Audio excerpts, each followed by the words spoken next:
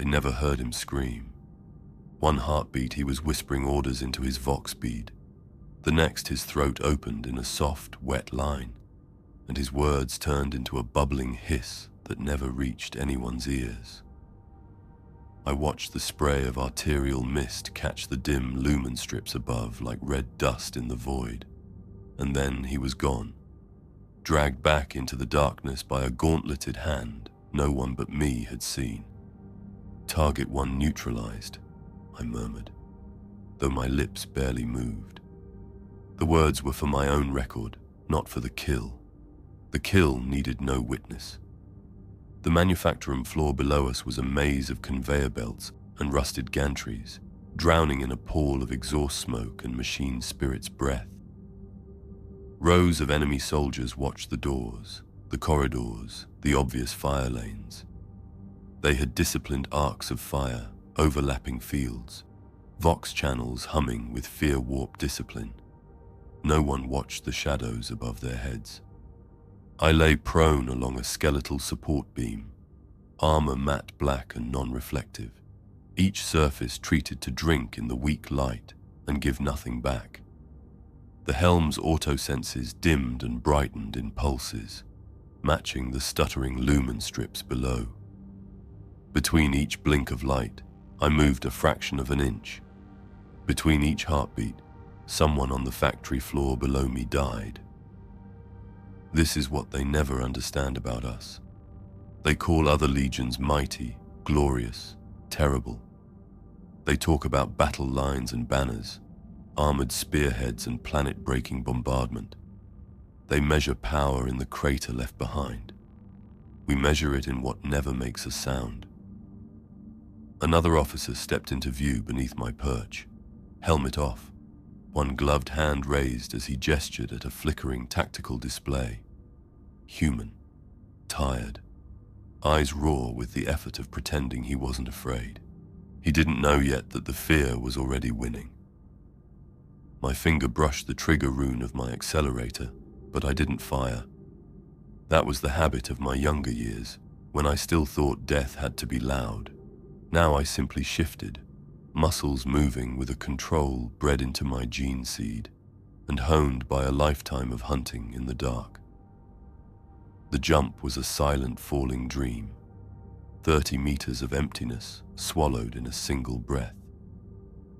I hit the gantry below in absolute stillness. No clang of ceramite on metal, no groan of stressed steel. The dampers built into my armor drank the impact like a confession and smothered it. I flowed into a crouch, only meters above the officer's unprotected skull. He paused as if something had brushed against his thoughts, some faint ancestral warning. Too slow. The blade slipped down between gantry struts like a shard of midnight. It kissed the base of his skull under the rim of his gorget and punched up into his brain with a sound like someone biting into ripe fruit. His body jerked once, hands spasming into fists. I caught him by the collar, held him upright, and eased him gently to the deck so that, to anyone glancing his way, he would look merely tired, slumped over his holographic displays. 2 officers gone, no shots fired, no alarms raised. A silent battlefield. Raven Guard, some guard commander once spat when he thought I could not hear. They don't fight, they just erase. He wasn't entirely wrong. I moved again, a shadow among shadows, slipping along the steel veins of the manufactorum's skeleton. My squad was spread through the structure like a virus, one brother in the venting ducts, another clinging inverted beneath a gantry by mag-locked boots, a third hidden in a tangle of cables so thick he might as well have been part of the machine. We said nothing on the Vox. We didn't need to. The war had already sunk into our bones. We could feel one another's intent like pressure changes in the air. They say our gene seed makes us strange, that Corax's blood runs thinner, quieter, that we are too pale, too silent, eyes too dark. The apothecaries take their readings, make their notes, mutter about melanochromic deficiencies and odd neural patterns. They don't have words for what really changed. How do you record the way a room seems to lean toward you when you step into its shadows? How do you log the way a human's heartbeat sounds, not as a thump in your ears, but as a trembling shape in space? How do you explain knowing, before anyone moves, which way they will turn when they panic? The gene seed made our bodies different. The war made our souls match. Below me, a squad of enemy troopers shuffled nervously, shifting in their firing positions. One of them looked up, right at me. My helm lenses stared directly into his pupils. He did not see me. The lumen above him flickered, dimmed for a fraction of a second, and in that moment I slid one step to the left and was swallowed entirely. When the light returned, his gaze drifted away, as if whatever had brushed his instincts was not worth the trouble of understanding. Superstition, their commissars tell them. There is nothing in the dark that isn't there in the light. The Imperium gives them that lie so they can sleep. We exist to punish them for believing it. Our allies fear us too, though they wrap that fear in medals and commendations. I have seen guardsmen flinch when a shadow passes behind them, only to relax when they realize it is just one of us. I have seen Astartes of other chapters, warriors who charge demons without hesitation, shift their eyes away when a raven guard enters the strategium and stands in a corner saying nothing. We do not march, we appear, we do not roar, we whisper, we do not promise victory, we promise absence. The Manufactorum's warning klaxons remained blessedly silent. The enemy still believed in their perimeter, in their scanners and gun emplacements, in the thickness of adamantium walls and the certainty of known corridors. They did not understand that walls are only obstacles to those who accept the existence of doors. I slid through a maintenance hatch, all but flat against the steel as I passed. To a mortal man, the shaft would have been too narrow to navigate without scraping. To me, it was a simple matter of breath control, of joints folding at unfamiliar angles, of muscles obeying commands that most human nervous systems would not think to give. There are apocryphal stories about us crawling on ceilings, melting into walls, stepping from one shadow to another without crossing the space between. Those are exaggerations, mostly. I dropped into a control chamber, its lumen strips dimmed to conserve power. One tech adept hunched over a bank of runes, muttering to his machine spirits. Another slept in a chair, jaw slack, a half-eaten ration bar resting on his chest. I walked between them, less than a meter from their blind, mortal eyes. My armor hummed with the faint purr of internal systems. My hearts beat a double cadence that would have sounded like thunder to them. They heard none of it. The waking adept frowned suddenly, as if something had passed through his cogitator-linked mind that didn't belong. His lips parted. I drew my combat blade and laid it flat against the back of his neck, right where the flesh met the first of his metal augmetics. "Sleep," I whispered. The cut was so clean, his body took a full second to realize it was dead. By then I had already caught him, eased him forward so that his forehead rested on the console, as if he had merely grown weary of prayers. The machine spirits would accept this explanation. They were merciful, in that at least. The second adept never woke. From above, through steel and smoke and distance, I felt the faint tremor in the air that told me my brothers were doing their work. A suppressed shot here, a snapped neck there, a brief flicker on a void ship's auspex as its communications array died before it could scream. Somewhere, a human officer was wondering why his Vox channels were going quiet one by one. He would never hear the answer. I keyed a single rune on the console, an innocuous command that would, over the next 60 seconds, cycle power away from the main manufactorum floor and into auxiliary systems. To the enemy, it would look like a minor fluctuation. To us, it was the beginning of the end. "Primary node secured," I whispered into the squad channel at last. A series of clicks answered. No words, just confirmation. The silence between those clicks was more eloquent than speeches. We were almost finished. Almost. I straightened, rolling my shoulders, feeling the armor settle around me like a second skin of night black stone. I caught my reflection for an instant, in a fragment of polished steel, a pale face beneath the beaked helm, eyes like pits of oil, skin so devoid of color it might have been carved from wax. You spend enough time in the dark, you start to wonder which side you belong to. Down on the manufactorum floor, the power flickered. Lumen strips died in cascading rows, plunging squads of soldiers into choking gloom. I could hear their panic over open Vox channels now. Raised voices, clipped orders, someone shouting about a generator fault, someone else whispering a word. "Ravens." It spread like a contagion. They had never fought us before. Most of them had never even seen us. But soldiers talk. Regiments swap stories on cold nights.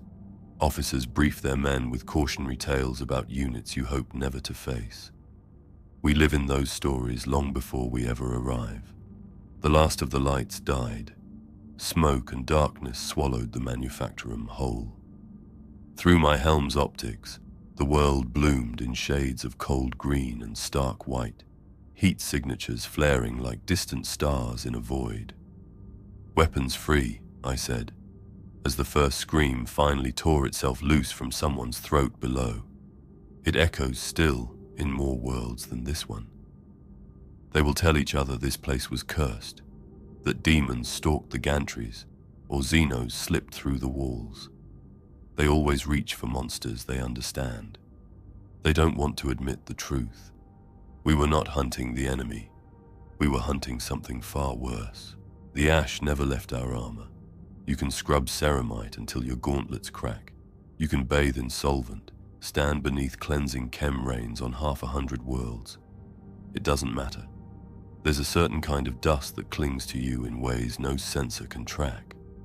Isstvan V was made of that dust. I remember the way the sky looked first. Not the enemy, not the gunfire, not the Vox orders blaring in our helms. The sky. It was black, but not with night. It was black with ships, dropships and gunships, and the vast, predatory silhouettes of Legion warcraft hanging like blades above a throat. We thought they were our blades. We came down in wings. Raven Guard, salamanders, iron hands. 3 legions descending in burning arcs, our drop pods tearing the sky open and hammering into the broken world below. The surface of Isstvan was a shattered anvil of glassed plains and jagged ridges, the bones of worlds broken before it. Perfect ground for the anvil of justice, they told us. We believed them. The impact threw me against my restraints, the world vanishing in fire and shock. Then the pod doors blew, and the universe shrank to a funnel of smoke and screaming. We hit the ground in good order, black armor fanning out, bolters at the ready. Vox channels crackled with clipped confirmations, squad markers blinking into life as more of our brothers landed around us. Ahead, the enemy's fortifications spat fire, traitor guns seeking to hold back the tide of loyal legions, hammering down upon them. I remember the first few minutes as almost pure, clear. The kind of war that recruitment picked feeds promise and never deliver. The enemy in front of you. Your Primarch's will behind you. The sense that, for all the horror, this at least made sense. Corax descended like a spear of midnight, wings of shadow trailing behind him. For a moment, just a moment, we believed that nothing in creation could withstand us. Then the guns stopped aiming outward. Adjusting fire solutions, came a tech vox from above. a distant mechanized voice on a channel none of us had any reason to doubt. We didn't look up. We should have. The first shells landed behind us. At first I thought it was misfire, some error in the range finding. Legion artillery was precise, but even machine spirits had moods. Explosions ripped through our rear echelons, chewing up landing zones, shredding squads still forming ranks. Vox chatter spiked with sudden confusion. "Check your grids! Friendly fire! Adjust your..." The next volley landed in the middle of us. Drop pods turned into coffins in an instant. Their armored petals blasted inward instead of out. Whole squads vanished in a single blinding flash, the shock waves slamming me to my knees. I looked back, expecting to see enemy counter-battery positions lighting up. What I saw instead were our own ships. The arcs of their shells were wrong.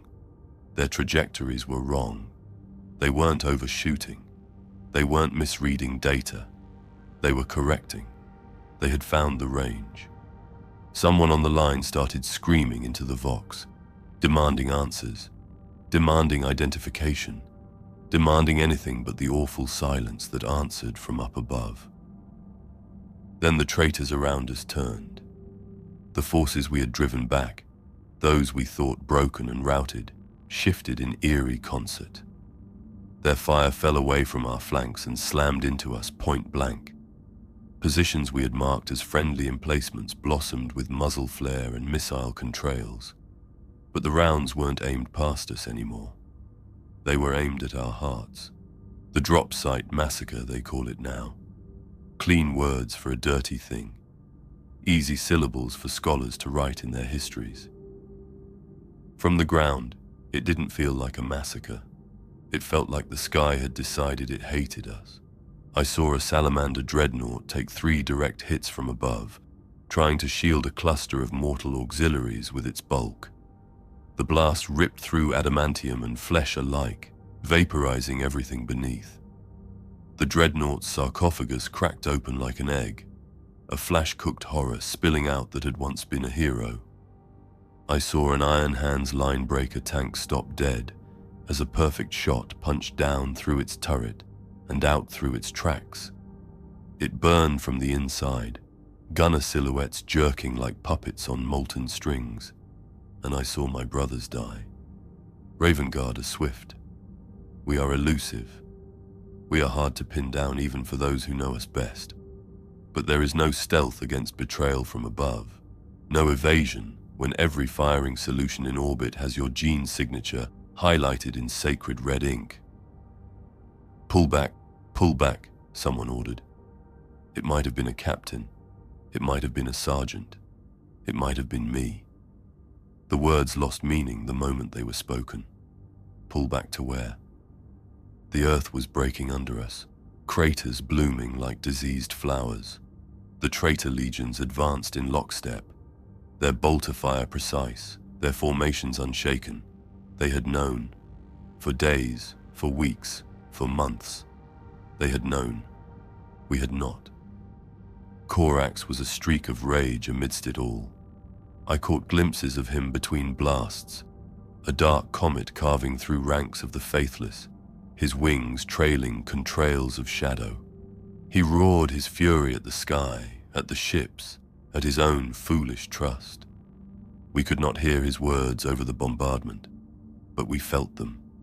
Each was a weight driven into our chests. Raven Guard died by the thousands. Veterans who had fought from the unification wars. Neophytes who had never known any world but Deliverance. Brothers I had bled with on nameless moons. Brothers whose laughter I could recognize through sealed helmets. Names that now only live in the echo of my memory. We were supposed to be the knife in the dark. Instead, we were animals in a pit, rocks falling from above while the crowd jeered. There is a moment in any battle when you realize you're not going to win. That's not cowardice. That's clarity. On Isstvan V, that moment came when the sky stopped trying to kill us with shells and started killing us with silence. The guns fell quiet. The smoke hung heavy, the air vibrating with the echo of recent violence. Our defensive lines were shattered things, broken ridges of rock and burnt-out wrecks. Piles of bodies lay in ranks where whole companies had stood moments before. And through that silence came the traitor legions, walking calmly through the ruin they had made of us. They came in gold and green and pale white, in colors that had once been our brothers, and were now the hues of sentence past. Their banners snapped in a wind that smelled of blood and burning oil. We fought. Of course we fought. We fell back into ravines, into broken trenches, into the shadows of shattered outcrops. We fired until our bolters were hot enough to warp their own housings. We charged when we had to, knives and fists and teeth. For all their deceit, they still bled when cut. But the numbers were wrong. The sky was wrong. The universe was wrong. I remember the moment I saw Corax fall. Not dead, not then, just falling. A beam of impossible radiance carved across the battlefield, hurling him from the air. One instant he was a specter of vengeance. The next he was a wounded shadow tumbling into the choking dust. The Vox went very quiet after that. Something broke in us when we saw him fall. Not loyalty, not that. The core of us remained his, whether he soared or crawled. But a certain naive certainty died there, in the ash and betrayal. We had believed that if we fought hard enough, loud enough, bright enough, justice would follow. All it had brought us was a grave and a reminder that the galaxy did not care. The extraction was chaos wrapped in nightmare. Corax lived, though the universe tried to insist otherwise. What remained of us rallied to him. What remained of allied forces forming a battered, bleeding spear to punch through encircling traitors, to reach whatever evacuation could be torn from the enemy's clenched fists.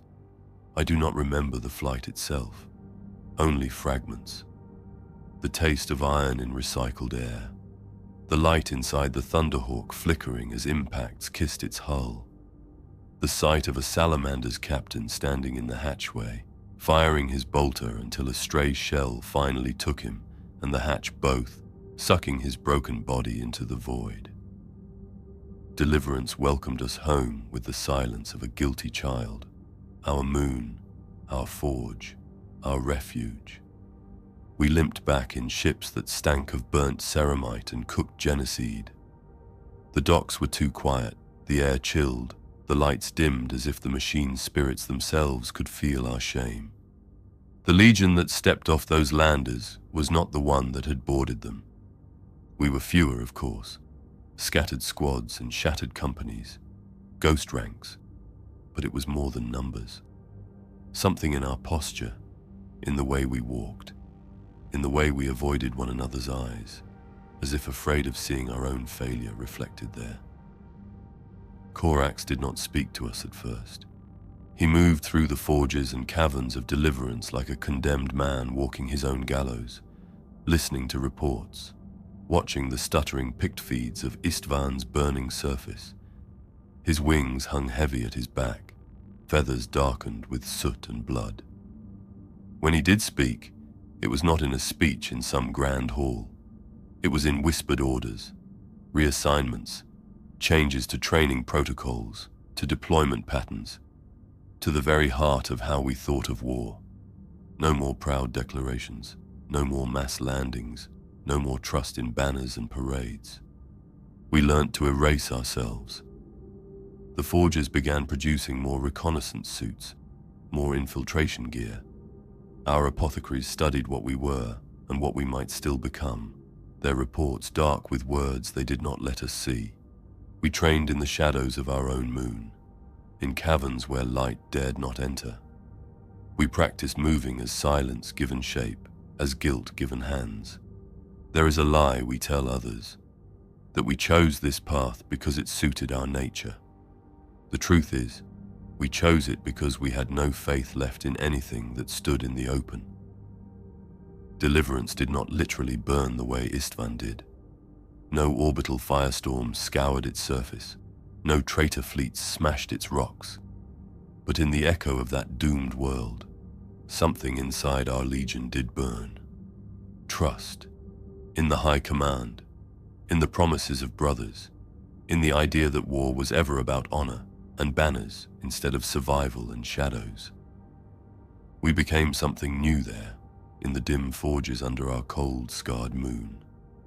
That day we stopped fighting as warriors and began hunting as ghosts. We thought Isstvan had killed us. We were wrong. The real death came later, in the quiet halls beneath Deliverance, where the screams were not from bolter fire, but from our own blood trying to become something it was never meant to be. The apothecarian smelled of metal and antiseptic and old sorrow. Rows of stasis pods lined the walls, their glass fronts fogged where life fought against suspension. Runes pulsed in soft, sickly rhythms, mimicking heartbeats that no longer trusted themselves. I remember standing by one of those pods, helm cradled under one arm, watching a boy die. He had been taken from the prison hives like so many before him. Thin, hard-eyed, the kind of desperate creature Deliverance bred in its shadows. He had earned his place with knives and grit, and a refusal to fall when others did. His body should have welcomed the gene seed. It was what we had been trained to believe, that the blood of Corax elevated the worthy, sculpting them into perfect predators. Instead, it tore him apart. His spine was arching as I watched, vertebrae snapping one by one as new bone tried to grow too fast, too wrong. His skin was bleaching in real time, pigment draining away until he looked less like flesh and more like something carved from old wax. Fingers elongated, nails blackening into claw-like hooks that scratched feebly at the inside of the pod. His eyes never left mine. "You will be Astartes," I murmured, out of habit more than hope. "You will be Raven Guard. You will fly." One of the apothecaries at my side made a small, helpless sound. A moment later, the boy's chest collapsed inward, as if some invisible hand had squeezed his ribs. Blood blossomed behind the glass in delicate, drifting patterns. The runes by his head flashed once, then went dark. "Subject failed," the apothecary said, as if that word could encompass what we had just watched. It happened again, and again, and again, not always so grotesque. Sometimes they simply stopped. Hearts that should have beat like thunder fell silent between one breath and the next. Brains meant to expand into vast, strategic engines flickered and went out like cheap lumen strips. And then there were the others, the ones who lived. They were wrong from the start, too pale, even by our standards. Their skin drank shadow in a way that was not natural, edges of their bodies blurring in low light, as if reality itself was uncertain where they began and ended. Their eyes were pits of polished obsidian, pupils so wide you could barely see the iris at all. They didn't cry out in the implantation racks, didn't thrash, didn't fight the process. They lay still, watching the ceiling with the detached focus of a predator waiting for the right moment to move. Elevated nociceptor suppression, one of the gene cultists muttered, looking at his slate. Altered adrenal response, neural dampening in the words failed him when one of the new recruits turned his head and looked at him through the glass. That gaze was not the gaze of a boy. It was the gaze of a thing that already knew what fear tasted like from the other side. Rumors began to seep through the Legion like oil through stone. At first they were technical. Gene seed stability under question, corrupted samples from Isstvan, warp exposure, mechanicum sabotage. Then they turned softer, stranger. "You ever notice," one brother whispered to me in the armory, "how they don't blink unless you do?" "You ever hear them walking?" another asked, "even in full plate?" I followed one for a kilometer once. Nothing. Not a sound. Not one. We are Raven Guard.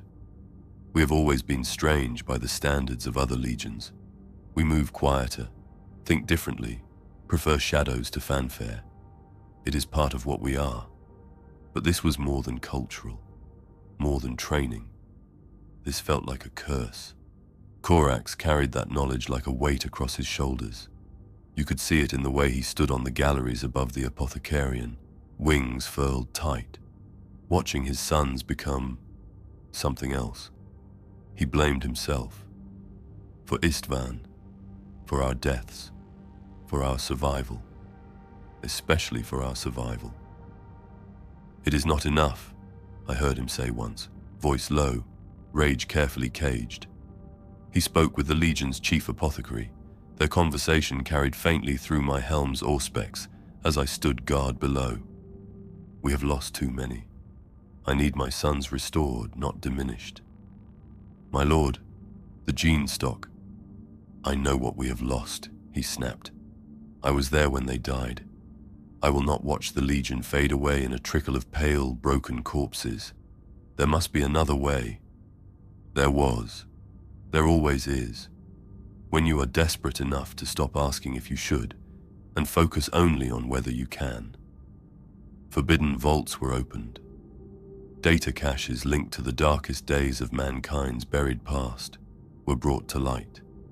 Tech priests from Mars arrived with their faces hidden behind elaborate masks, voices thick with excitement and disgust in equal measure. They spoke of accelerating growth, of forcibly coaxing the weaknesses out of the gene line, burning away the flaws through layered enhancement, of using our Primarch's own genetic template as a catalyst. It was heresy dressed up in sacred calculus. Corax listened. He listened because every name burned into the walls of Deliverance's memorial halls, screamed in his ears, every time he closed his eyes. He listened because our numbers had been broken at Isstvan, and the galaxy did not pause its hatred just because we needed time to bleed. He listened because he loved us. Love is a dangerous motive. The first of the revised initiates were grown in sealed vaults, deeper than anything I had clearance to see. They did not spend their youth running the broken spires of Deliverance or knifing their way through prison gangs.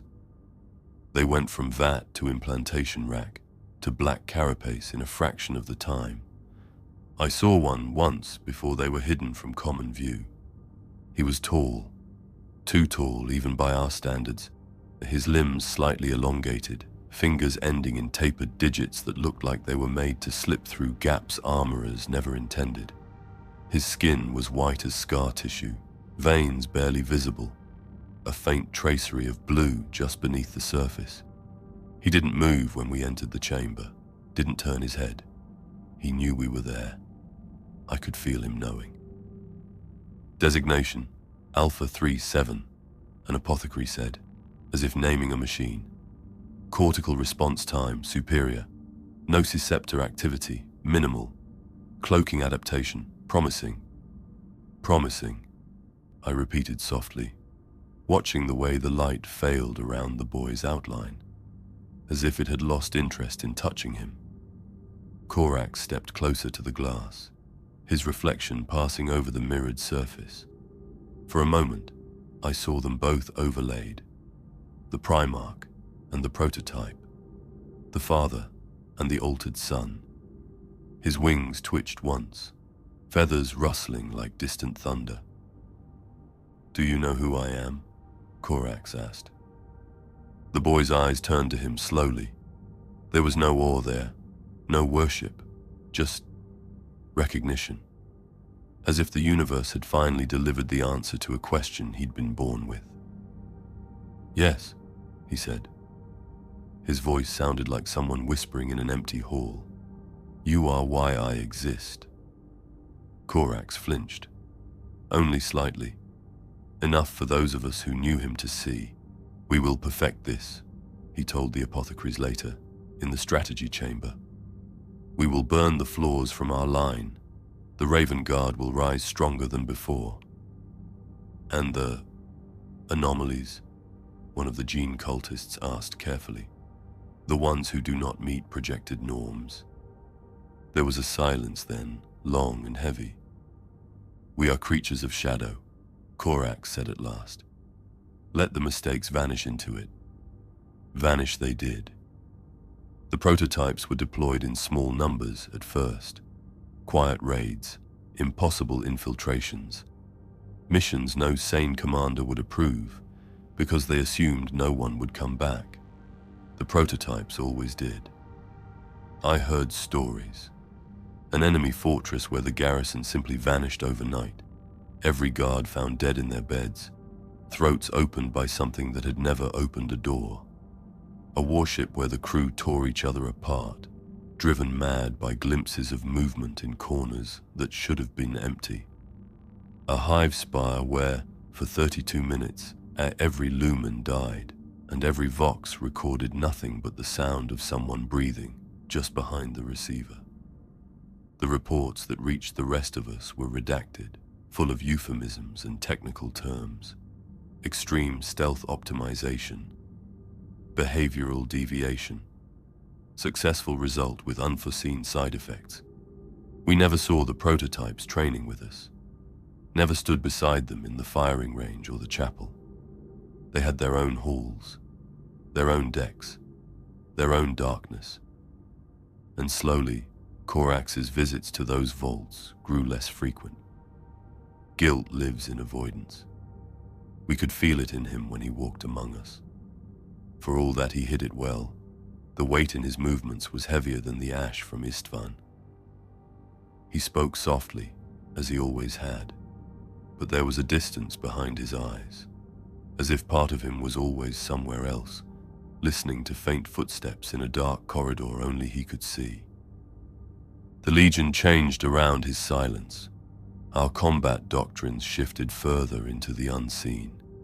We spent more time in kill houses with no light, and more time learning how to erase the signs of our passing. We were praised for our adaptability, our focus, our discipline. No one said out loud that we were trying to keep up with the things our own father had unleashed. You can build something in the name of salvation and still have it look like a monster when the lights go out. The prototypes began to disappear, not in battle reports, not in casualty lists, just in the spaces between one deployment and the next. A squad that had been reassigned to a black operation would simply never return to its stasis vault. No wrecked armor, no broken helms, just empty racks where their war plate had once rested, dust settling where they had never quite been. Officially, they were dead, unrecoverable, lost in the field. Unofficially, we started walking faster past certain corridors. We started checking shadows twice. We started waking from sleep with the certainty that someone had been standing at the foot of our cots, watching us breathe. That was Corax's curse in the end. Not just what he did to our blood, what he did to our reflection. He had tried to repair his legion, to replace what had been butchered on a glassed world with something stronger, sharper, more worthy of the war that was coming. Instead, he taught the darkness how to walk on two legs and gave it our faces. Most of those early experiments were never spoken of again. Their records were sealed, their names erased. The shadows of those halls swallowed them whole. But the worst part, some of those early creations still return. Predators are defined by what their prey cannot escape. For some, it is speed. For others, armor, teeth, poison, numbers. For us, it is the absence of warning. You can hear an orc before it reaches you, taste the stink of its breath. You can see the glint of a knight's carapace from kilometers away, feel the tremor of its stride through your boots. Tyranids shriek, chaos roars. Even the void itself hums when something massive moves through it. Raven Guard do not. We are present where sound is not. Our armor should be loud. ceramite plates interlocking, servo muscles whining, maglocks engaging with each step. By all logic and engineering, a fully armored Astartes should thunder when he moves, every stride an announcement. Listen carefully and you will hear the shifting of your own weight, the scratch of cloth against skin, the soft animal sounds of your own body. You will not hear us. It is not one thing that grants this silence, but 100 layered disciplines. Micro adjustments to every movement, muscles bending before impact, redistributing weight so that when a boot touches ground it does so like a hand brushing water's surface. Armor tuned to drink vibration instead of broadcasting it. Breath synced to motion so that inhale and exhale fall exactly between each step, never adding to the air's disturbance. The tech priests will tell you about friction coefficients, about grav plate modulation, and gyroscopic stabilizers in our boots. They will make schematics, annotate them with prayers, explain our silence as a triumph of design. They are wrong. Silence is a choice. The gene seed helps, of course. Corax's blood sharpens more than our eyes. There is a tautness in our perception, a sense that the world is always about to do something, and if you stand still enough, listen deeply enough, it will tell you what. Some call it instinct, some call it near psychic aptitude. I do not care for the term. Psychers reach out. They impose their will. We do something harder. We let the universe speak. Before a door opens, there is a breath of air that moves under it. Before a finger curls around a trigger, the muscles along the forearm tense in a specific pattern. Before an ambush is sprung, the men waiting in the shadows share a particular quality of silence, the brittle quiet of forced stillness. We feel these things. I have changed direction mid-stride without knowing why, and a lasbolt meant for my helm passed through the empty space where my skull had been. I have raised my blade without conscious thought and found it exactly where an enemy's throat would be a moment later. To an outside observer, it looks like foresight, precognition, witchcraft. To me, it feels like breathing. And then there are the shadows. They teach recruits that shadow is absence of light, a simple, clean definition, a measurable absence. Stand in enough of them, and you learn the truth. Shadows have weight, texture, temperature. They cling to some surfaces more than others. Run along the same corridor for long enough, and you start to know which corners are comfortable to stand in and which feel watched. Our armor is more than black. Black is a color, a surface treatment, a pigment. What we wear is surrender. We give up the need to be seen. We offer our outlines, our edges, our familiar human shape to the dark, and let it decide how much of us it will return. In low light, I have watched my brothers vanish, not by crossing some visible threshold, but by allowing their silhouettes to fray. The line from helm to pauldron to backpack loosens, becomes suggestion instead of fact. Eyes slide off them, not in surprise, but in disinterest. Your brain will not waste effort understanding what it has already decided is empty. That is where our blades live. The kill never begins with the knife leaving its sheath.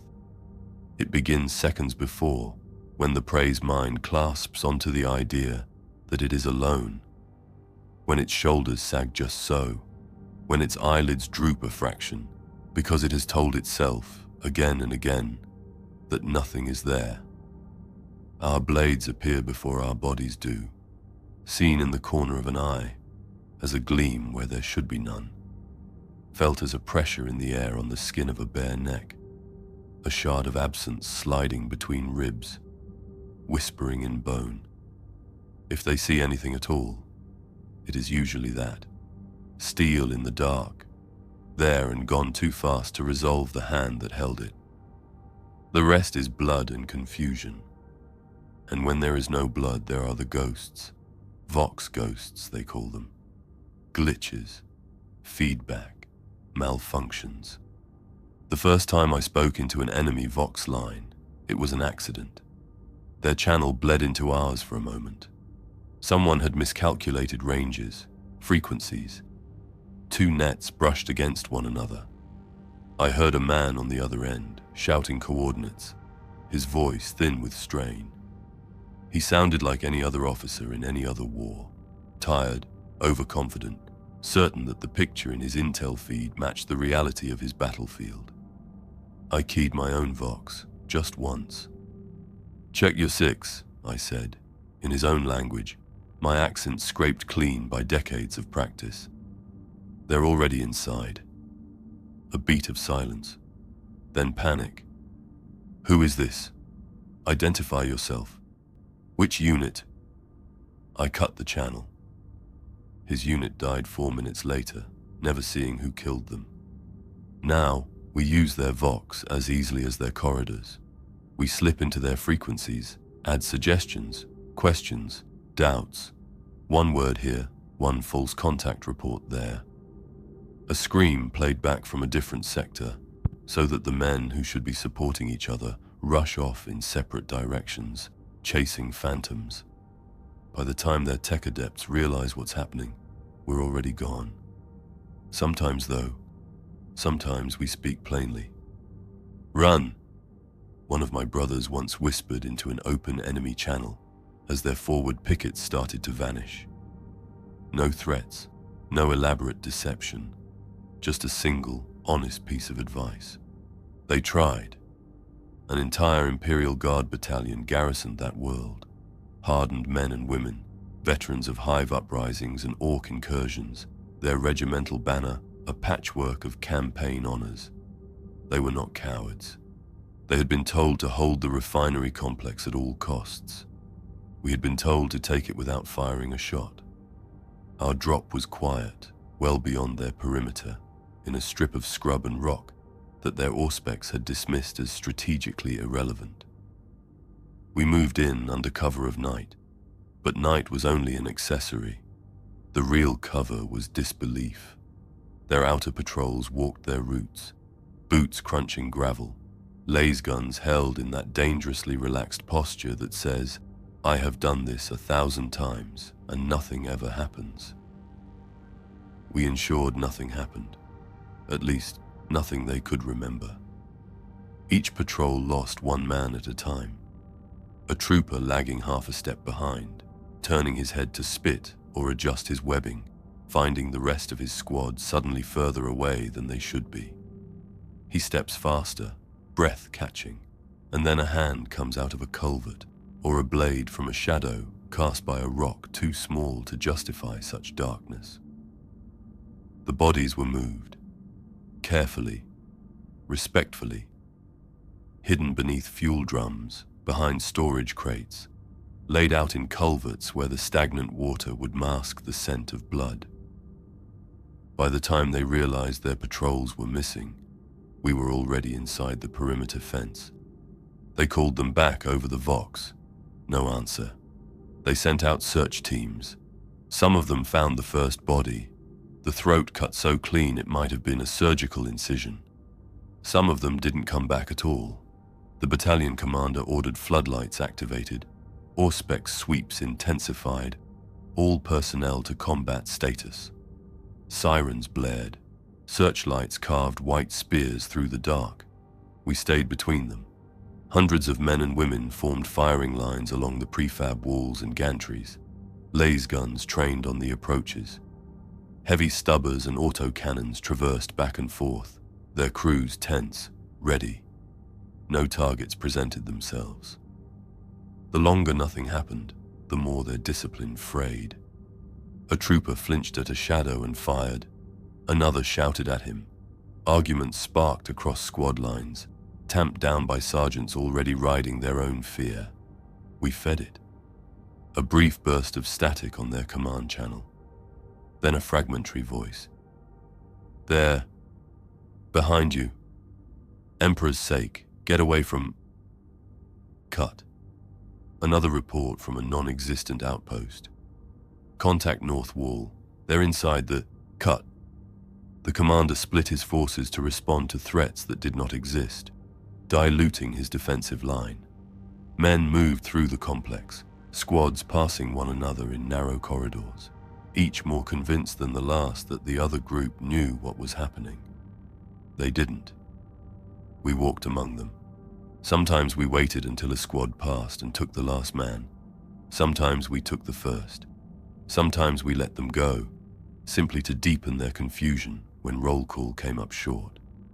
Their first real scream came from the motor pool, when a crew chief found his entire support section laid out under a fuel tanker, their eyes open, their faces calm, each with a single black raven carved into their breast through the cloth of their fatigues. That was when their line broke. The battalion did not rout in the traditional sense. There was no single moment where they dropped weapons and ran. It frayed. Sections peeled off. Officers shouted orders that no one heard over the rising tide of their own heartbeats. Men fired at doorways just because they were dark. Someone lobbed a grenade at movement that turned out to be a tarp caught in the wind. We took the command post last. By then, it was almost quiet again. The commander sat alone, maps and data slates scattered around him, sweat darkening his collar. His bolt pistol lay on the table, safety off, a single round glimmering in the magazine indicator. He looked up as I stepped through the door. I did not bother to hide, not from him, not now. "You," he said. His voice cracked on the word. "Raven Guard." "Yes." "What did you do?" His eyes were wide, whites bright against the grime on his face. "What in the throne's name did you do to my men?" "Nothing," I said. He stared. "We let them see what was always there," I finished. "The dark, the doubt, the certainty that they were prey." He reached for his pistol. He was slow. "When you understand fear this well, you do not have to outrun it. You only have to walk beside it, gently guiding it where you want it to go. That is our gift, our curse, our perfection. We are not the strongest of the Emperor's sons, nor the brightest, nor the most celebrated. We do not win glory in grand parades or claim worlds with banners raised in sunlight. We win in the quiet, where the only witnesses are the dead and the dark. People think they know what to fear. They think it's the monster they can see, the roar, the charge, the obvious threat. They are wrong. Because sometimes the shadows move before we do. The Forge world screamed when it breathed. You could hear it even from orbit, through the hull of the strike cruiser.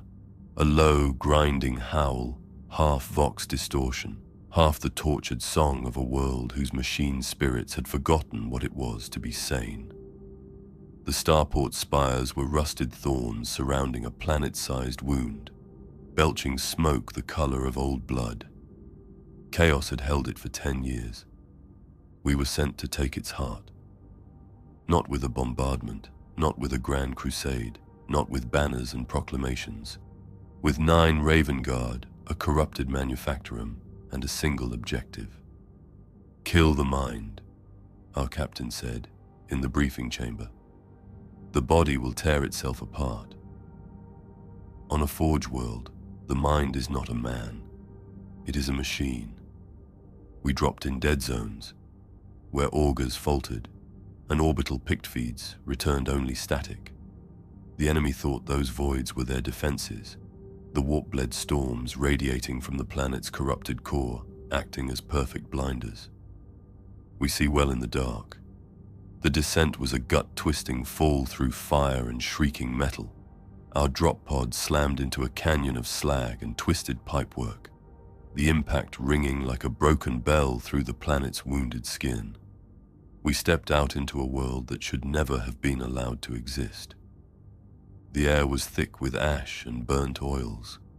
Towers of jumbled machinery rose on all sides, bolted together in profane shapes that hinted at limbs, eyes, mouths. Cabling hung from them like intestines, swaying in a wind that smelled of ozone and corruption. Under it all, I could hear the constant grinding, a planetary heartbeat built of pistons and gears and tortured rock. "Squad Raven 3 in position," I murmured. Acknowledgement clicks came through the Vox, each one a tiny anchor of sanity in the nightmare.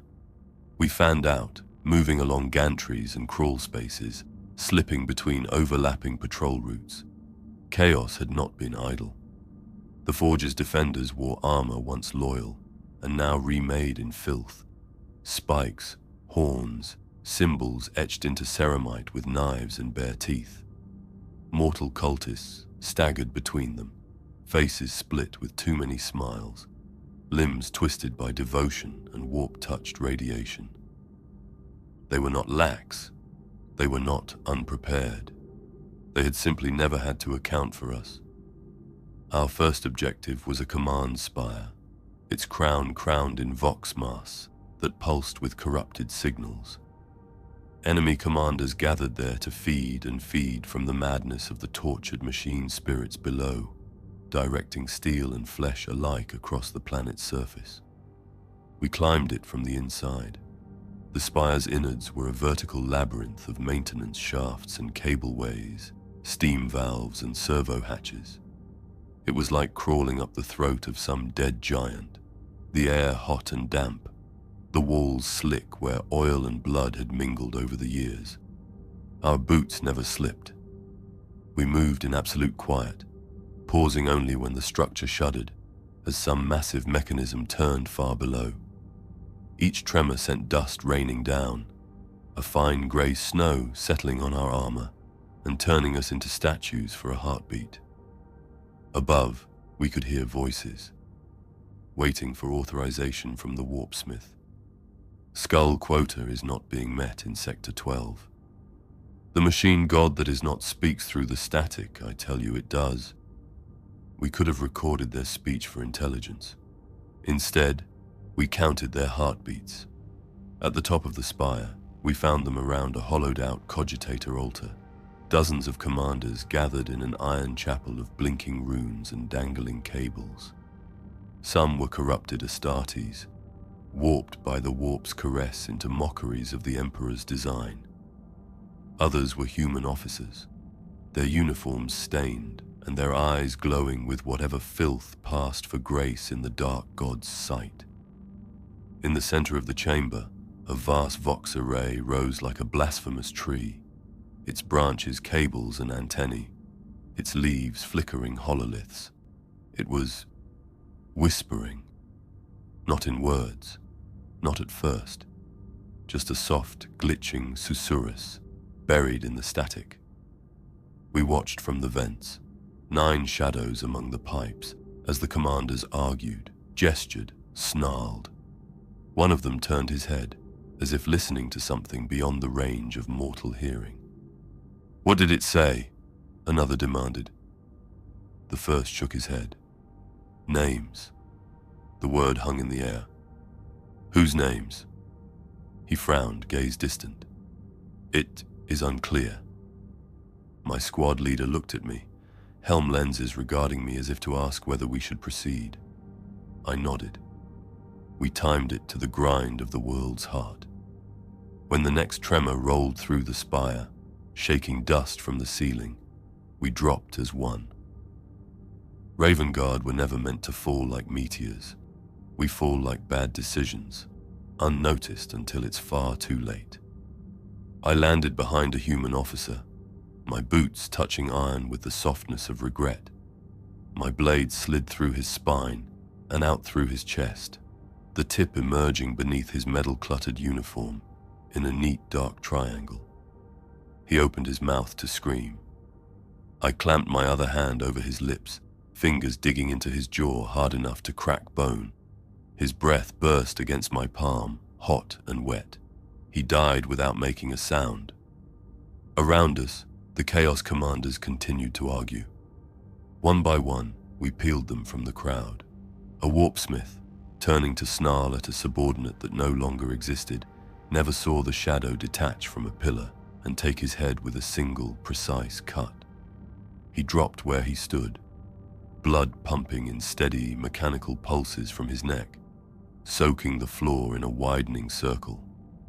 A corrupted Astartes, horns jutting through his helm, took a step back from the argument, hands raised in exasperation. He stumbled as his knee suddenly failed him, the joint severed by a blade he had never seen. As his armored form toppled, a second cut opened his throat in a thin, perfect line. His blood came out black. They began to notice when their voices went unanswered. "Seroth, Seroth, what say you?" Silence. "Warpsmith Hadris, your data?" Silence.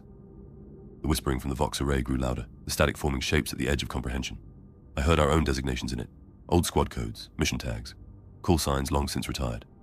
Raven 3, Corvinus, Cade, 12-4, 9-1.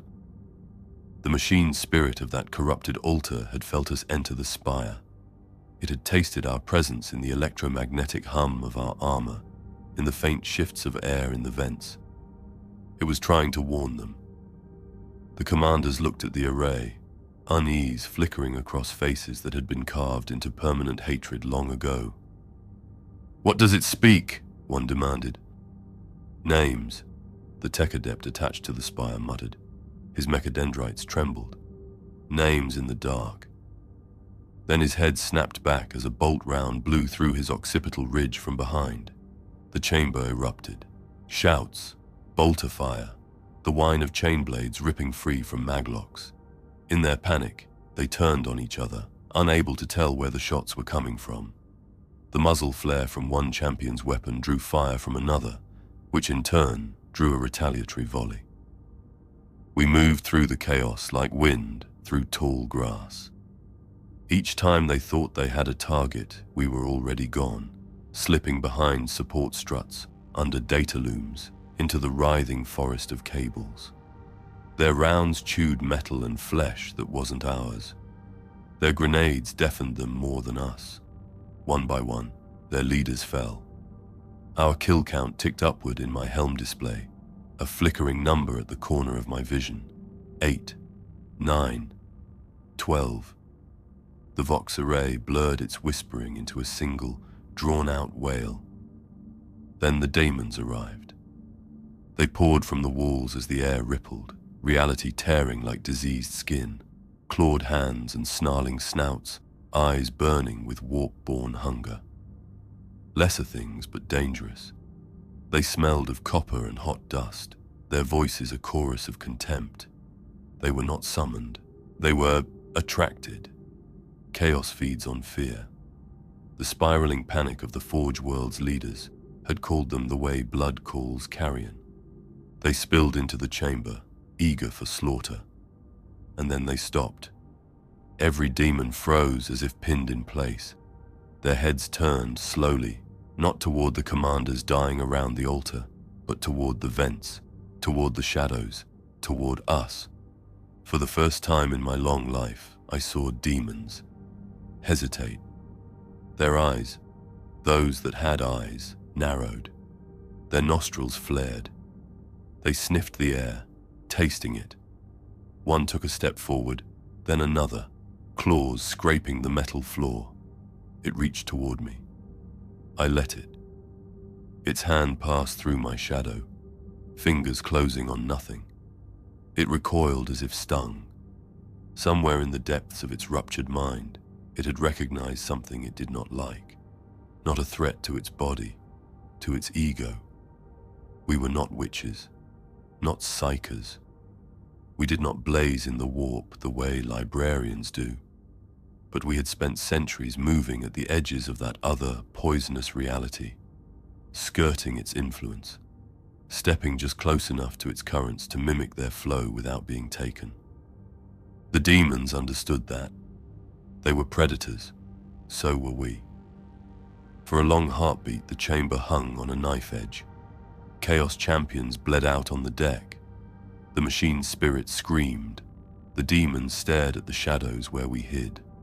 Then they stepped back. One by one, they withdrew, snarling, hissing, muttering in languages that tasted like rust in my ears. They slipped back into the raw tears they had come from, warping the air around them, but not daring to touch the spaces we occupied. It was not retreat. It was refusal. Even the warp has places it considers unclean. We finished the work. The last of the commanders died choking on his own teeth, my hand over his mouth, his eyes fixed in desperate confusion on the place where the demons had stood. Why us? He gasped against my palm. Because someone had to be first. We withdrew from the spire, through the same shafts we'd used to enter, leaving the command deck a charnel house of broken leadership and corrupted steel. The Vox array finally fell silent, its last whisper a garbled loop of our own identifiers. The Forge world shuddered as the command lines collapsed. Armies without orders milled in confusion. Servitors without instruction wandered like stunned cattle. Guns fell quiet as their gunners waited for orders that would never come. Our objective had been reached, but we did not head for extraction. Not yet. The captain's voice came over the Vox, tinted with static from the growing warp storm around the planet. Command structure neutralized. Phase 2 begins. We move for the core. I looked back once at the spire as we descended into the planet's guts, at the place where demons had chosen not to follow. I have faced aliens that consume worlds, heretics who would tear reality open for a glimpse of their false gods, traitor Astartes who laugh as planets burn. None of them worried me the way that single moment did, when creatures born of nightmare looked at us and decided we were not worth the risk. We were hunting the heart of a mad forge, a machine mind wedded to the warp itself, a thing that had been screaming in binary agony for a decade. But even we were not prepared for what waited in the core. Chapter 6. The Price of Silence. Silence is not the absence of sound.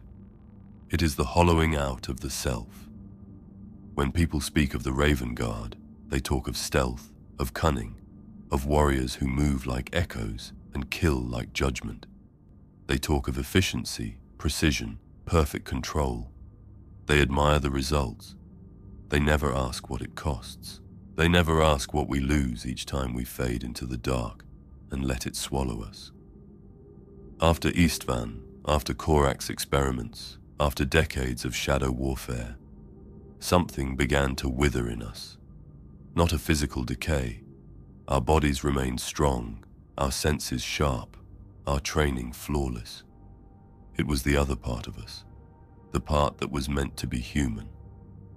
I noticed it first in the way my brothers stopped speaking.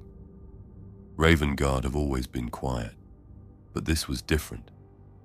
Conversations that once had at least a few clipped words between missions dwindled to nods, then to gestures, then to nothing but the soft rasp of armor shifting as we walked past one another. There were days when an entire squad would deploy, complete their mission, and return to the dropship without a single word spoken aloud. Vox channels remained cold, empty things. Little coffins floating between us, sealed by discipline and necessity. Some said it was focus, some said it was professionalism. I knew better. We were forgetting how to be heard. It happened slowly, like a shadow creeping across the floor. You stop explaining your decisions because your brothers understand without speech. You stop naming your kills because the silence of them feels cleaner. You stop sharing memories because memories make noise, and noise gives the dark something to hold on to. And the dark learns fast. There are moments, rare, unspoken moments, when I look at the faces of my brothers during pre-mission briefings and I see vacancy, duty carved deep into the bone, a face that remembers how to emulate expression but no longer engages with it. When you strip away enough sound, enough identity, enough presence, what remains? What are we? When the only part of ourselves we consistently exercise is the part that kills. Other legions bond over battle feasts, songs, laughter, rivalry. Even the sons of Vulcan, with all their discipline and restraint, find warmth in one another's company. We had nothing but the whisper of our own thoughts. Even Corax sensed the shift. He watched us from the edges of training halls with that heavy, haunted stare, as if counting the number of sons he had lost without their bodies ever hitting the ground. He tried to bring us back.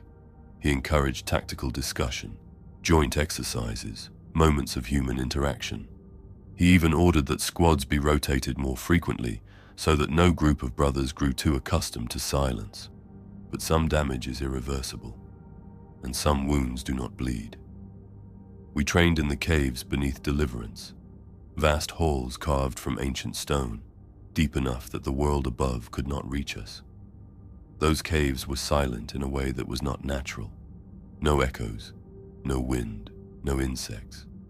Just the soft pulse of bioluminescent fungi and the rhythmic beat of our twin hearts. One night, though night means little in a place without sky, I sat alone in one of the deeper caverns, helm off, blade across my knees, letting the silence press in around me until it felt like a second skin. I had not spoken a word that entire day. It wasn't unusual. It frightened me anyway, because it brought back a memory I had spent years trying to bury. My first ghost kill. Most warriors remember their first battle, their first close quarters kill, their first wound. They remember the adrenaline, the certainty, the terror. My first kill as a Raven Guard was none of those things. It was a child, a traitor child spy. It happened during the purging of a mining moon, where the heretics had burrowed themselves deep in the tunnels and used civilians as shields. We slipped through ventilation shafts and collapsed walkways, past barricades and vox jammers, eliminating sentries before they could blink. 2 hours into the infiltration, I found him. He couldn't have been more than 12, thin, dirty, wrapped in oversized scavenged fatigues, clutching a stolen vox slate in shaking hands. He was huddled in a maintenance alcove, recording our movements through gaps in the bulkhead plating. He didn't see me. Of course he didn't. I approached silently, blade drawn. I should have stunned him. I should have disarmed him. I should have taken him into custody and handed him over to the local magistratum for questioning. But we were behind enemy lines. Our mission depended on absolute secrecy. A single recorded sighting of us could compromise the entire operation. And I was young, too eager, too indoctrinated, too convinced that efficiency trumped compassion. I pressed my blade against his throat. He froze. His eyes, Emperor, forgive me, his eyes were enormous, terrified, human. He tried to speak, maybe a plea, maybe a question, maybe a warning. I don't know. I didn't let him finish. One quick draw across the throat, clean, silent, efficient. He died without understanding why. I caught his body before it hit the floor, easing him down as though sleep had claimed him. His blood was still warm through my gloves, still alive. I wiped the blade clean, retrieved the vox slate, and moved on. No hesitation, no regret. Not until later, much later. That memory never left me. It doesn't scream. It whispers. It waits. It hides in the places where my thoughts grow slow and my hands grow still. We tell ourselves it was necessary. We tell ourselves we are weapons, and weapons do not choose their targets. But weapons do not carry guilt. Silent warriors do. We were taught that silence was strength, that the calm of the shadow was our natural home, that emotion, noise, hesitation. These were weaknesses that exposed us to the enemy. But in the quiet, you cannot hide from yourself. I began to notice other changes too. Brothers who slept less and patrolled more. Brothers who sat alone in the dark for hours without moving, as if listening for something only they could hear. Brothers who flinched at sudden noises, not from fear, but from unfamiliarity. And worst of all, brothers who avoided mirrors.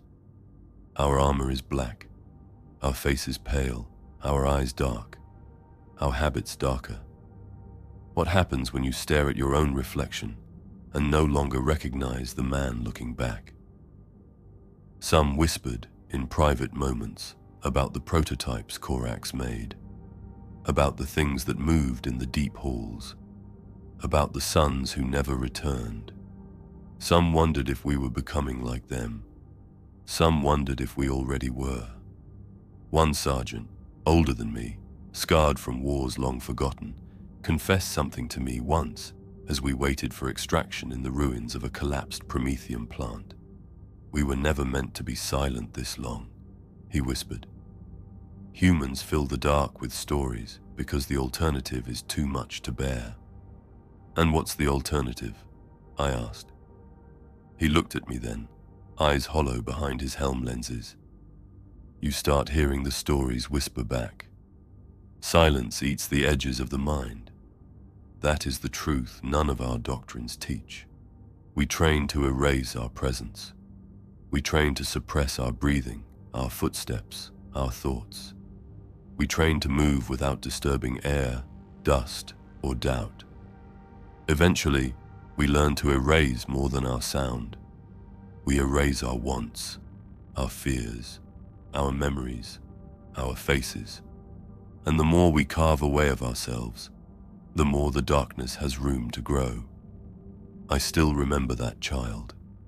He appears in dreams sometimes, not accusing, not screaming, just standing in that alcove, holding the slate, waiting to see what I will do this time. Sometimes I try to speak to him, but in the dream I have no voice. I am silent, always silent. Perhaps that is why Corax feared what he had turned us into. Perhaps that is why he avoided the prototypes. Perhaps that is why even our Primarch, who cherished us like broken sons, could not bear to look too long at what Isstvan and the Shadow caused. We became perfect, and perfection is a lonely thing. There is a price to every gift. Stealth is purchased with solitude. Precision is purchased with detachment. Silence is purchased with pieces of the soul. And what remains? A question no Raven Guard truly wants answered. I stood in that cavern beneath Deliverance for hours, blade across my knees, listening to the emptiness press down around me. When I rose, my voice felt unfamiliar in my own throat. I spoke a single sentence, just to hear something human. It echoed back to me in a way that made my skin crawl. Because it wasn't just my voice that returned. Something else whispered with it, long after the echo should have died. That is the danger of living in the dark. You never know when you are listening to yourself, or to the thing you might become. In the darkness, we all become something else. Chapter 7. When the shadows rebelled. There are enemies you can outthink. There are enemies you can outshoot, outflank, outbleed. And then there are enemies that turn your greatest strength into a liability. We met one of those on the world of Varos Secundus, an ash ball on the fringe, half devoured by warp storms and half digested by industry.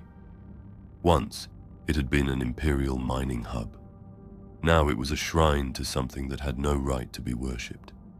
We were sent there because the reports were wrong. Not just grim, wrong. Regiments had vanished there. Whole companies of Astra Militarum had been swallowed by that world, without a single survivor returning. Orbital aspects showed fortifications, artillery positions, troop movements. What they did not show was resistance. Every time the Imperium pushed onto the surface, its soldiers simply stopped. No battles recorded, no engagements logged.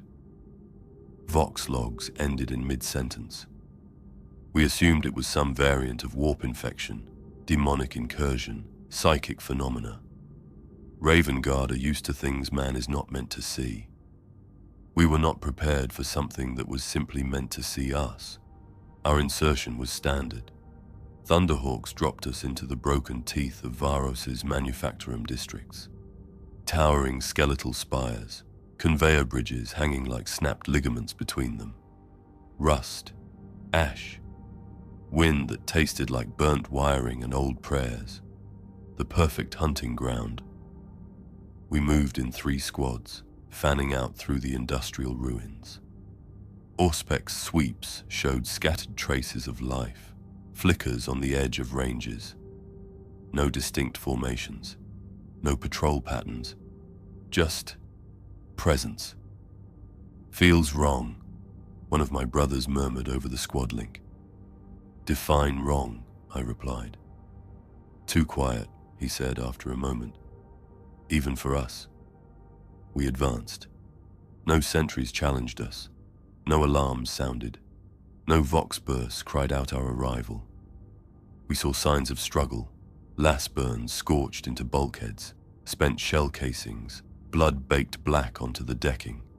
Here and there, a discarded helmet, a broken laser gun, a shredded banner that once bore the Aquila, now soaked in something that had dried the color of sins. But no bodies, not one. It was as if someone had carefully cleaned the battlefield, removing only the dead. We reached the first objective, a command node built into a towering spire of metal and rock. Its doors gaped open, their locking mechanisms cut apart from the inside. We are not the first to come here, our captain said quietly. We moved in standard infiltration formation, staggered positions, overlapping lines of fire, one brother always watching above, one below, every angle covered, every shadow measured. And that was the problem. The shadows were wrong. They did not follow the light. They did not bend consistently around our armor, did not stretch or shrink the way they should, as lumen strips flickered overhead. They seemed aware. I saw my own silhouette on the wall ahead of me, long and thin, cast by a lumen strip behind. Nothing unusual, until it tilted its head a fraction of a second before I did. I froze. My muscles locked, every training protocol screaming to analyze, categorize, adapt. I deliberately turned my head, slowly. A moment later, the silhouette followed, delayed, out of sync. Report, the captain voxed. Shadows, I replied. Out of phase, watching. It was not just mine. As I looked around, every Raven Guard cast a second shadow, a faint echo that lagged a heartbeat behind, darker than it should have been, edges soft as smoke. We had entered someone else's hunting ground. Eyes open, the captain said. Remember why we're here. We reached the core of the node, what had once been a strategium, now stripped of cogitator banks and hollow projectors. At its center stood a single figure, robed in tattered black and purple, staff planted into the decking like a root refusing to let go of dead soil, a chaos sorcerer. He did not wear armor like most corrupted Astartes. His flesh was visible, pale, stretched over bones in ways that suggested it had been rearranged to meet an artist's deranged standards. His eyes were covered by a strip of ragged cloth, etched with runes that refused to stay still. He turned toward us the instant we stepped into the chamber. He should not have been able to hear us. We had made no sound. Ah, he said, voice rough with overuse and delight. The crows come to peck at carrion. Our bolters were up before he finished the sentence. Fire, the captain snapped. We did. Rounds screamed across the chamber, mass reactive shells intended to turn an ordinary man into a red fog. They hit an invisible barrier a meter from the sorcerer's chest and detonated, explosions folding inward with a sickening, wet sound, as if the air itself had flesh. Shrapnel curved away from him, trajectories bent, as though reality were a suggestion, not a law. The sorcerer smiled, revealing teeth that were too long and too even. "Do you know why your predecessors never reported back?" he asked. We moved, splitting, seeking angles, looking for blind spots. There were none. His head tracked each of us in turn, blindfolded eyes always aligned, always aware. We shifted into higher-level stealth protocols, blurring our outlines, modulating heat signatures, suppressing every microsound. He followed us as easily as if we were marching in parade formation. "I see you," he whispered. "Every step, every breath, every thought that precedes the motion. The warp does not care how quietly you move, little birds. In the Imperium, you blaze like flares. It was like fighting someone who could hear your intentions before you acted on them." Each time I attempted to break line of sight, his crooked staff jerked in that direction, flinging arcs of warp lightning that stalked my path rather than my position. I dodged once, twice, on the third near-miss feeling my armor's wards flare as something hungry licked at the edges of my being. One of my brothers was not so fortunate. The sorcerer gestured lazily, as though brushing aside an insect. A lance of impossible darkness speared through a bulkhead, punched through ceramite-like parchment, and nailed my brother to a support strut. He didn't even scream. His mouth opened, but the sound was stolen by the same wrong darkness that held him. His shadow thrashed on the wall behind him long after his body went still. "Standard tactics will fail," the captain voxed, his voice clipped but calm. "He sees too much. A sorcerer with true warp sight can perceive more than light. He can taste probability, see the echo of intent, hear the shape of time as it vibrates around a decision. We were predators used to stalking prey by staying unseen. We had never been the ones laid bare." "Withdraw?" one brother suggested. "We fall back. He unravels the guard regiments still in orbit before they land," the captain replied. "We are already committed." The sorcerer chuckled. "Such earnest whispers," he said. "I like your silence, crows. It is polite. But you must understand. Shadow is my domain, not yours." He raised his staff. The shadows in the room convulsed. They peeled away from the walls, from the floor, from our own boots, writhing like oil poured into boiling water. For a moment, I had the dizzying impression that we were standing on a sphere, and all the darkness was running downhill toward him. It clung to his robes, crawled up his staff, fed itself into the blindfold over his eyes. The runes there flared, then vanished, leaving only an endless, featureless black. "You sought safety in the dark," he whispered. "You thought secrecy your armor. But the dark has betrayed you. It has brought you to me." He was right. Every tactic we had ever used was predicated on the same principle, that in the absence of light, we ruled. That if you control what is seen, you control the engagement. But he was beyond seeing. He was in a place where light had no meaning. The warp, the traumatized, poisoned echo of reality. Our captain made a decision then, one I did not fully understand until much later. "Cut active systems," he ordered. "All of them, now." For a heartbeat, I hesitated. Our armor was our lifeline. Autosenses, Auspex, targeting runes, internal Auspex feeds. To shut them down in the midst of a sorcerer's onslaught felt like stepping naked into a storm. But trust is a habit. I obeyed. One after another, runes winked out in my helm display.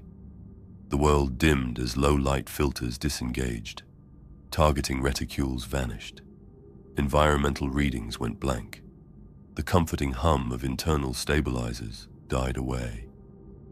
For the first time in centuries, I stood in armor that was just metal and ceramics. No enhanced visuals, no predictive targeting, no machine spirit between the world and me. Just me and the dark. The sorcerer laughed, delighted. "Yes," he hissed. "Desperate. Finally." He raised his staff again, then hesitated. Because something had changed.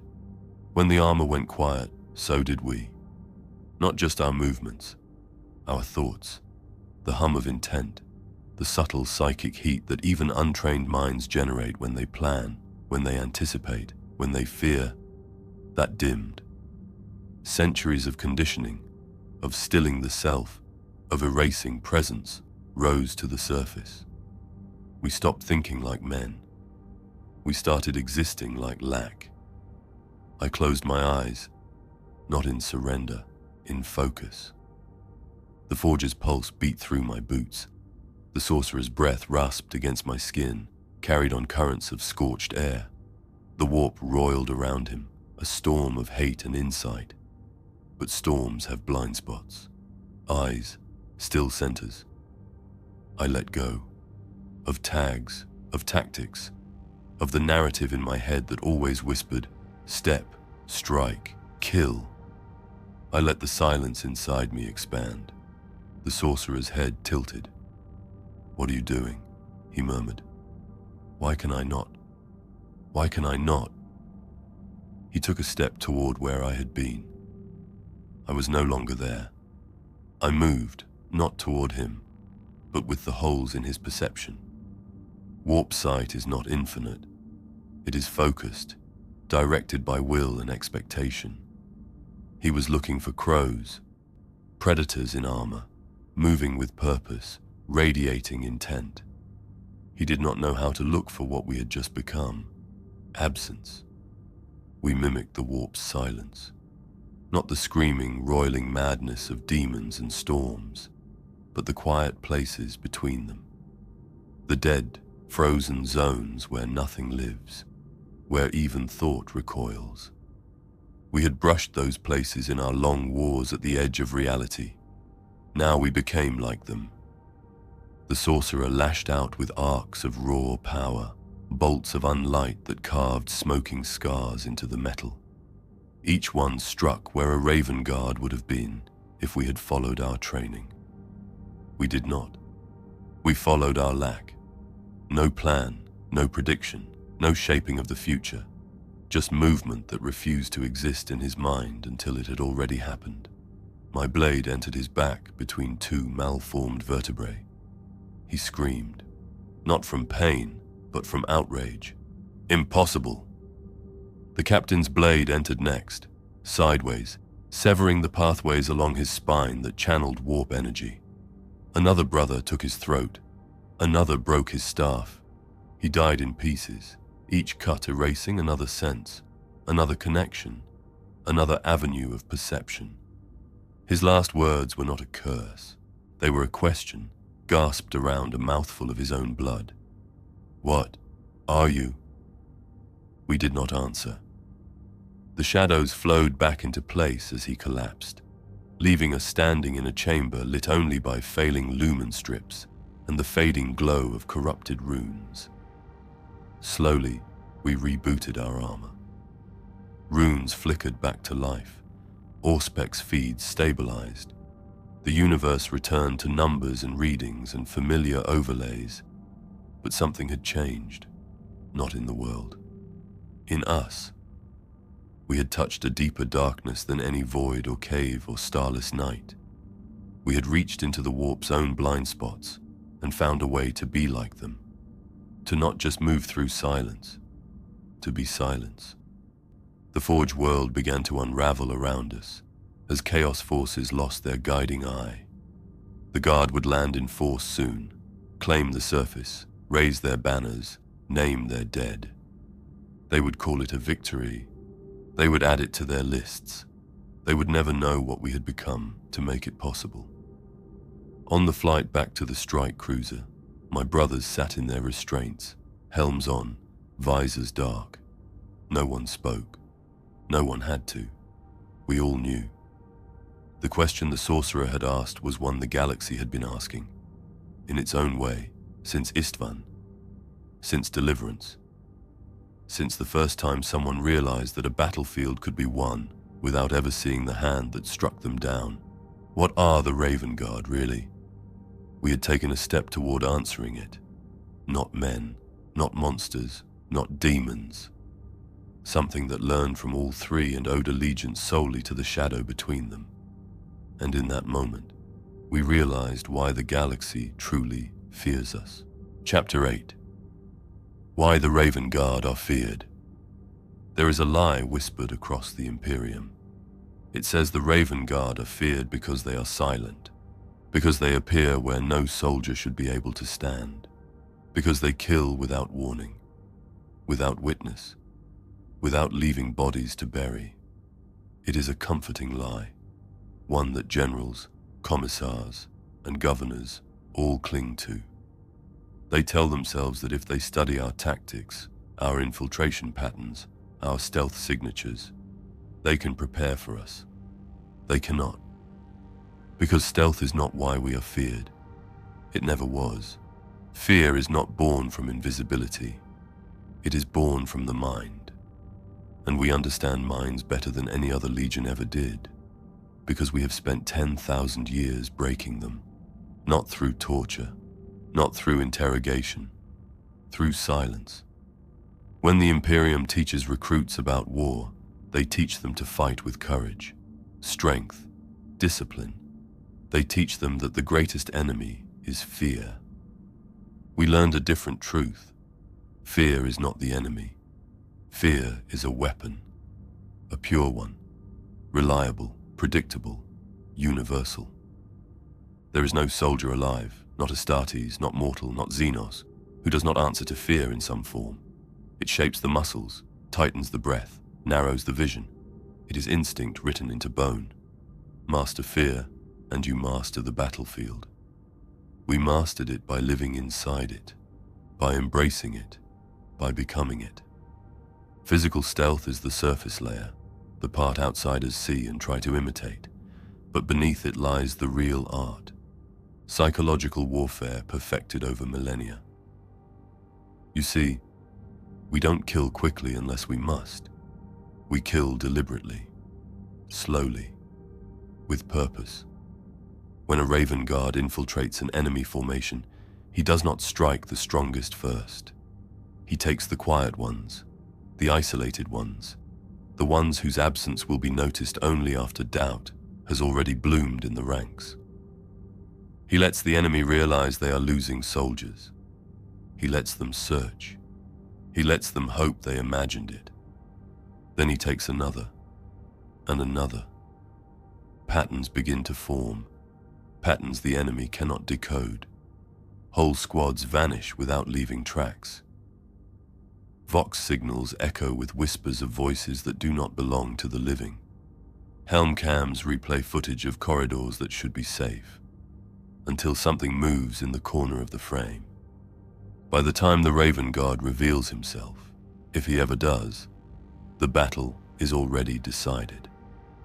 The enemy dies before he is touched, because his mind has already collapsed. Chaos commanders once accused us of sorcery. Xenos warlords called us phantoms.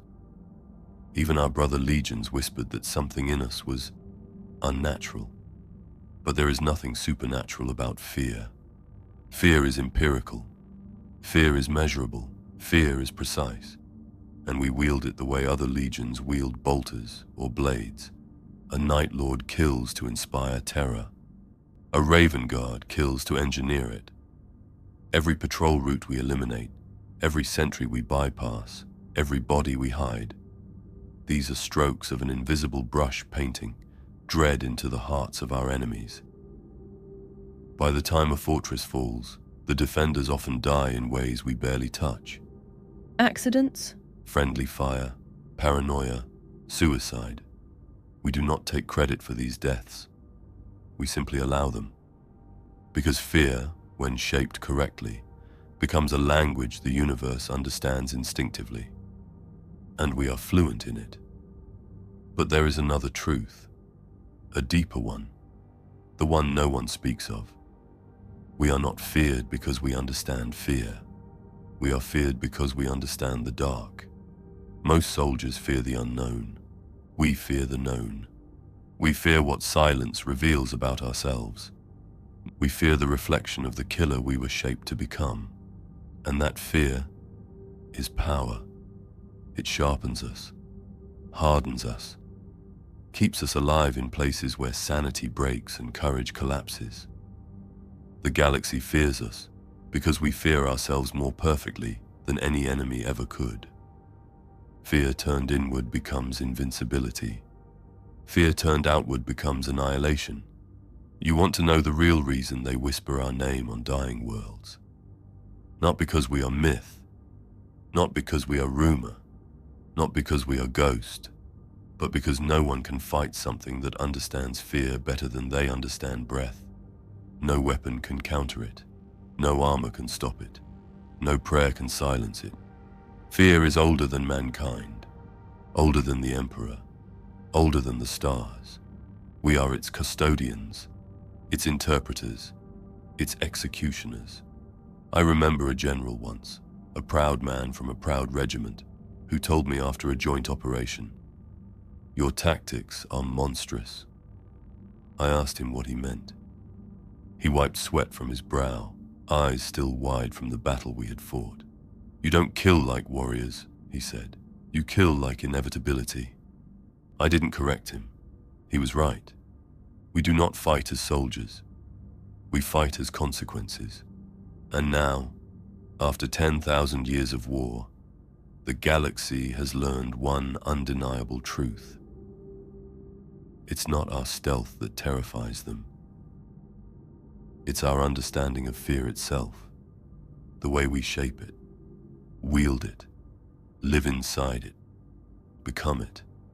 Other legions inspire glory, awe, loyalty, devotion.